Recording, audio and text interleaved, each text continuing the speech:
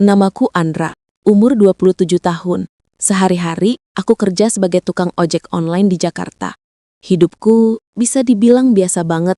Pagi berangkat, malam pulang, makan seadanya, dan kadang kalau rejeki lagi bagus, bisa nongkrong bentar di warung kopi pinggir jalan sambil ngobrol sama teman-teman sesama driver. Nggak ada yang istimewa, tapi aku bersyukur masih bisa makan dan hidup jujur. Sampai suatu siang, di tengah panas yang bikin kepala rasanya mau meledak, aku dapat orderan baru. Titik jemputnya di depan gedung tinggi di Sudirman, tempat orang-orang pakai jas rapi dan parfum mahal. Aku sempat mikir, biasanya orderan dari sana tipis-tipis. Paling orang buru-buru, nggak sempat ngobrol. Tapi entah kenapa, kali ini hatiku ngerasa beda. Kayak ada sesuatu yang bakal berubah. Pas aku sampai, kulihat seorang perempuan berdiri di depan lobi. Namanya muncul di aplikasi. Alia, rambutnya panjang terurai, bajunya rapi tapi sederhana, dan matanya, jujur, bikin aku lupa panas. Dia senyum kecil waktu lihat aku berhenti di depannya. Mas Andra ya? Suaranya lembut tapi tegas, bikin aku sempat salah napas. Aku cuma bisa ngangguk dan jawab gugup, "Iya Mbak Alia, mau langsung berangkat." Dia mengangguk cepat, "Iya Mas, bisa agak cepet dikit ya. Aku takut telat meeting." Aku nyalain motor, tapi mulut ini malah keceplosan. "Siap Mbak, tapi jangan kenceng-kenceng, nanti saya malah jatuh cinta." Aku langsung nyesel setelah ngomong. Tapi anehnya, dia malah ketawa kecil. Suaranya ringan, kayak lagu yang gak pernah bosen didengar. Sejak detik itu, entah kenapa suasana jadi mbak canggung. Di jalan kami sempat ngobrol sedikit. Aku tanya kerja di mana. Dia jawab sambil senyum. Di perusahaan konsultan, tapi lagi pengen resign. Aku cuma tertawa. Berarti kita sama-sama pengen bebas. Sampai di tempat tujuan, dia turun sambil bilang terima kasih. Aku mau pergi. Tapi tiba-tiba dia balik lagi dan bilang, "Mas, nanti sore aku bisa order kamu lagi nggak?"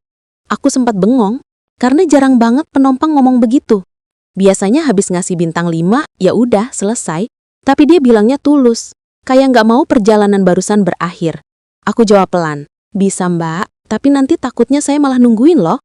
Dia senyum, matanya nyorot hangat. "Ya udah, ditunggu aja Mas." Seharian itu aku ngerasa aneh. Biasanya aku malas nunggu order, tapi kali ini rasanya kayak nunggu sesuatu yang penting. Jam 5 sore, aku udah standby di sekitar tempat tadi. Gak lama kemudian, notifikasi masuk. Nama yang sama, Alia. Aku senyum sendiri, dan entah kenapa, perjalanan sore itu terasa beda. Angin sore Jakarta yang biasanya bikin capek, kali ini malah terasa lembut. Waktu dia naik motor lagi, dia ngomong santai, "Kamu inget aku kan?" Aku jawab sambil bercanda, "Gimana bisa lupa Mbak? Soalnya yang kayak kamu cuma satu di dunia." Dia ketawa lagi, dan dalam hatiku aku tahu, mungkin ini awal dari sesuatu. Aku nggak tahu apa, tapi hatiku mulai berani berharap sedikit. Sesuatu yang selama ini aku pikir udah nggak mungkin lagi, rasa suka yang muncul begitu saja dari seorang penumpang yang tiba-tiba hadir di hidup seorang tukang ojek biasa. Sejak hari itu, Alia jadi penumpang tetapku. Awalnya cuma 2 kali seminggu, lama-lama hampir setiap hari dia order aku. Kadang pagi aku nganterin dia ke kantor, kadang sore nganter pulang. Aku nggak tahu kenapa, tapi tiap kali notifikasi order muncul dan ada nama Alia di layar HP-ku, rasanya kayak dapat bonus tak terduga. Aku jadi lebih semangat kerja, bahkan rela nunggu di sekitar kantornya, cuma biar dapat order dari dia. Lucunya, aku nggak pernah ngerasa kayak gini ke penumpang lain. Biasanya aku profesional, antar jemput, selesai. Tapi kalau sama dia, setiap perjalanan selalu berasa istimewa. Alia bukan tipe cewek yang jaim. Dia suka ngobrol. Suaranya pelan tapi selalu bikin nyaman. Kadang dia cerita tentang kerjaannya yang melelahkan, tentang bosnya yang cerewet, atau tentang mimpinya pengen buka kedai kopi kecil di pinggir pantai. Aku cuma dengerin sambil sesekali nyelutuk lucu, biar dia ketawa. Dan setiap kali dia ketawa, entah kenapa aku ikut bahagia. Ada sesuatu di dirinya yang ngebuat aku pengen terus ketemu, pengen terus dengar suaranya. Pernah suatu pagi, dia nanya dengan nada iseng, "Mas Andra nggak capek ya kerja dari pagi sampai malam?" Aku jawab santai, "Capek sih Mbak, tapi kalau ketemu penumpang kayak kamu, capeknya langsung hilang." Dia ngakak sampai nunduk, terus bilang, "Mas ini ya, manis banget ngomongnya." Aku senyum malu, tapi dalam hati deg-degan bukan main. Hari demi hari kami makin akrab. Kadang kalau dia sibuk, dia tetap nyempetin chat cuma buat bilang, "Hari ini nggak bisa order, Tapi semangat ya mas. Sederhana banget.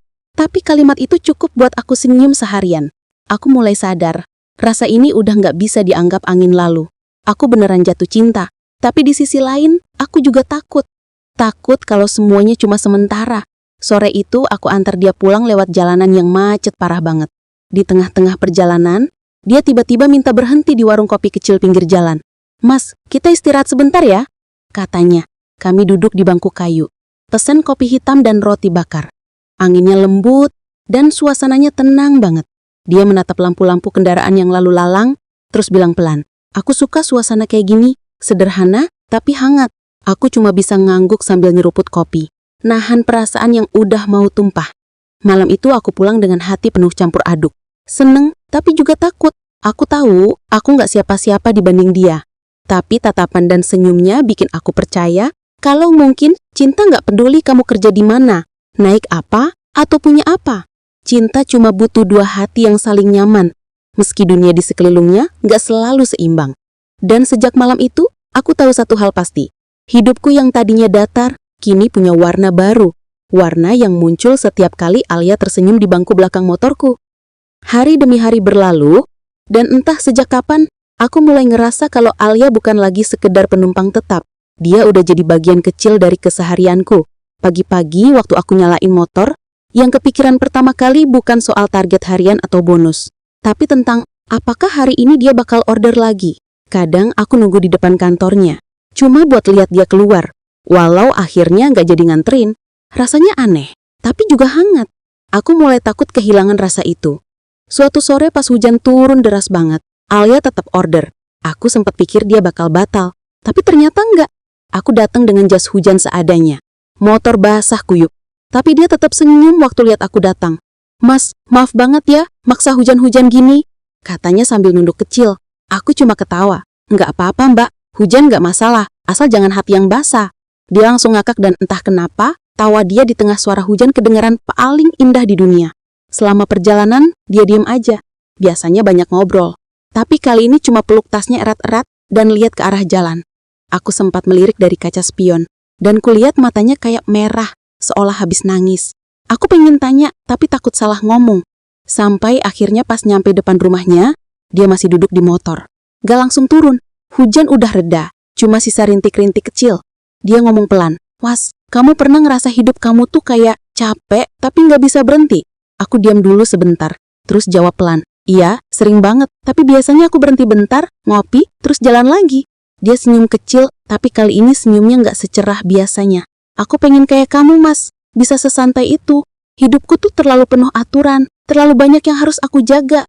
Kadang aku pengen kabur aja, naik motor, pergi kemana aja asal nggak mikirin apa-apa. Aku nggak tahu kenapa. Tapi waktu itu aku spontan bilang, kalau kamu capek, kamu boleh naik motorku kapan aja. Nggak harus ngomong, nggak harus cerita. Cukup duduk di belakang, biar aku yang bawa jalan sampai kamu tenang. Dia mandang aku lama banget, tatapannya lembut tapi dalam. Dan tiba-tiba, tanpa bilang apa-apa, dia nyender di bahuku. Detik itu, aku ngerasa dunia berhenti sejenak. Aku bisa dengar detak jantungku sendiri yang saling berpacu sama suara hujan. Aku nggak tahu dia kenapa, tapi aku tahu satu hal. Aku pengen selalu ada buat dia, bahkan kalau cuma jadi tempat istirahat sementara. Waktu akhirnya dia turun, dia cuma bilang lirih, Mas, makasih ya, aku nggak tahu harus cerita ke siapa, tapi kamu selalu bikin aku tenang. Aku cuma bisa jawab, tenang aja mbak. Kadang orang asing justru bisa jadi tempat paling aman buat sembunyi. Dia senyum pelan, lalu masuk ke rumahnya. Malam itu aku pulang dengan jas hujan masih basah. Dan hati yang anehnya hangat. Mungkin buat dia aku cuma pengemudi yang baik hati. Tapi buat aku, malam itu lebih dari sekedar perjalanan. Itu adalah momen di mana aku sadar perasaanku ke Alia udah nggak bisa aku tahan lagi. Beberapa minggu sejak malam hujan itu, Alia mulai berubah. Ordernya mulai jarang, chatnya nggak sehangat dulu. Dan kadang balasan darinya cuma singkat, sekedar, makasih ya mas, atau lagi sibuk banget. Awalnya aku pikir dia cuma capek kerja, tapi lama-lama aku sadar, ada yang beda. Aku masih sering nunggu di sekitar kantornya, berharap notifikasi order masuk dengan namanya. Tapi hari demi hari, yang muncul malah nama-nama penumpang lain. Rasanya aneh. Dulu setiap kali dia naik motorku, aku ngerasa hidupku punya arah. Sekarang, semuanya kosong. Sampai akhirnya suatu pagi aku buka media sosial. Dan jantungku langsung serasa berhenti. Ada postingan baru dari Alia. Foto dia pakai kebaya putih berdiri di samping seorang pria yang kelihatannya mapan banget. Di captionnya cuma tertulis singkat, "Akhirnya." Aku bengong. Rasanya kayak seseorang nyabut oksigen dari paru-paruku. Aku tahu aku nggak punya hak untuk kecewa. Aku nggak siapa-siapanya, tapi hatiku tetap remuk. Semua momen di motor, semua tawa kecil di jalan, semua obrolan ringan yang terasa berarti, semuanya mendadak terasa kayak mimpi yang keburu dibangunkan paksa. Beberapa hari aku nggak bisa fokus kerja. Orderan tetap jalan, tapi pikiranku nggak pernah benar-benar di jalan. Aku sering berhenti di tempat biasa kami ngopi dulu, cuma buat duduk dan berharap dia muncul. Tapi tentu aja, nggak pernah. Sampai akhirnya sore itu aku dapat orderan lagi. Namanya bikin aku kaget. Alia. Tangan ini sampai gemeter waktu aku tekan tombol terima. Waktu aku sampai di titik jemput, dia udah nunggu di bawah gedung. Sendirian, nggak ada rias. Gak ada riasan wajah, matanya sembab, dan senyum yang biasanya hangat, sekarang kelihatan lelah banget. Dia naik motor tanpa banyak bicara. Perjalanan itu sunyi, cuma suara angin dan detak jantungku sendiri yang kedengeran. Setelah beberapa menit, dia akhirnya ngomong pelan. "Mas, aku mau minta maaf." Aku cuma diem. Entah karena bingung harus jawab apa, atau takut suaraku bakal pecah kalau buka mulut. Dia lanjut. "Aku gak bisa milih cinta yang bikin aku bahagia. Kadang hidup gak semudah itu. Aku harus nurut sama orang tua, harus mikirin nama baik keluarga. Dan cowok yang aku tunangin itu pilihan mereka." Suara dia bergetar waktu ngomong, tapi tetap berusaha tegar. Aku menarik napas panjang, terus bilang pelan. "Aku ngerti, Mbak. Aku gak nyalahin kamu. Aku cuma seneng pernah jadi bagian kecil dari hari-hari kamu, meskipun cuma sebentar." Dia diam lama sebelum akhirnya nyender pelan di punggungku. "Mas, makasih ya. Udah bikin aku ngerasa jadi manusia biasa, bukan sekedar anak orang kaya yang harus sempurna setiap waktu." Waktu dia turun di depan rumahnya, dia nggak langsung masuk. Dia ngeliat aku dan bilang dengan mata berkaca-kaca, "Mungkin nanti kamu bakal lupa sama aku, tapi aku nggak bakal lupa sama kamu." Aku senyum kecil, walau dada rasanya sesek banget.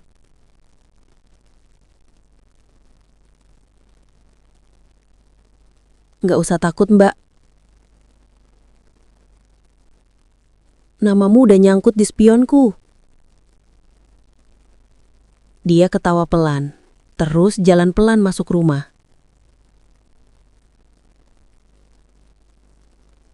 Aku liatin punggungnya sampai hilang dari pandangan. Malam itu, aku pulang tanpa arah, tanpa rencana. Cuma ditemani suara mesin motor dan kenangan yang terus muter di kepala. Kadang, cinta nggak harus punya akhir yang bahagia. Kadang cukup datang untuk mengajarkan kita gimana rasanya benar-benar hidup.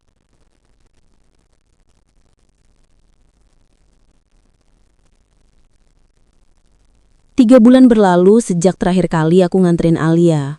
Waktu berjalan, tapi rasanya lambat banget. Setiap kali motor ini melaju di jalan yang dulu sering kami lewati bareng, aku selalu inget tawa dan suaranya. Bangku belakang motorku yang dulu terasa hangat, sekarang selalu dingin, kosong, dan sepi. Kadang aku refleks ngelirik spion, berharap wajahnya muncul di sana. Padahal aku tahu, harapan itu udah nggak punya tempat lagi. Aku nyengir kecil sambil bergumam. Ternyata dunia masih suka bercanda juga ya. Tapi entah kenapa, order itu justru bikin aku sadar. Hidup gak berhenti cuma karena seseorang pergi. Waktu aku jemput penumpang itu, ceweknya ramah banget. Kami ngobrol santai di perjalanan. Dan di tengah obrolan itu, aku sadar aku udah bisa ketawa lagi tanpa pura-pura. Rasa sakitnya belum sepenuhnya hilang, tapi udah gak sesesak dulu. Kadang waktu dan kesibukan memang cara terbaik buat nyembuhin luka yang gak kelihatan. Malamnya, waktu aku berhenti di pinggir jalan buat istirahat, aku buka helm dan liatin langit Jakarta yang abu-abu. Angin malam nyentuh wajahku pelan dan untuk pertama kalinya setelah sekian lama, aku merasa damai. Aku ingat kata-kata Alia malam terakhir itu, tentang gimana dia ngerasa bebas waktu bersamaku. Dan mungkin itu juga yang aku rasain sekarang. Bebas dari penyesalan, bebas dari rasa kehilangan yang dulu kukira nggak bakal berakhir. Aku tahu pertemuan kami cuma sebentar, tapi sesingkat apapun itu, dia datang di waktu yang pas, di saat aku mulai ngerasa hidupku hambar dan tanpa arah. Alia ngingetin aku, kalau cinta bisa datang dari mana aja, bahkan dari jok belakang motor di tengah panas dan macetnya Jakarta. Dia juga ngajarin aku bahwa cinta nggak selalu harus dimiliki. Kadang cinta cuma mampir, buat ngajarin kita sesuatu, lalu pergi dengan tenang.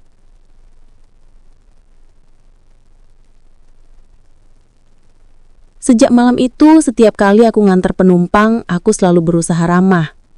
Siapa tahu, buat mereka, aku bisa jadi tempat singgah kecil kayak dulu aku jadi tempat singgah buat Alia. Dan kalau suatu hari nanti Tuhan ngizinin aku ketemu orang baru, aku harap rasanya tetap sesederhana itu. Duduk berdua di atas motor, ngebagi keheningan, tapi hatinya saling ngerti tanpa perlu banyak kata. Motor tuaku masih sama, rute kerjaku juga nggak berubah. Tapi aku nggak lagi ngerasa sendiri. Karena di setiap jalan yang kulewati, ada kenangan yang menempel pelan. Kayak bayangan yang nggak mau pergi. Alia mungkin udah nggak di sini. Tapi perasaan itu masih hidup di antara suara mesin, di antara deru angin, dan di antara perjalanan-perjalanan baru yang terus berjalan. Aku cuma tukang ojek online, tapi berkat dia aku ngerti bahwa setiap perjalanan punya cerita, dan setiap cerita, seberapapun singkatnya, bisa jadi cinta yang gak akan pernah benar-benar hilang.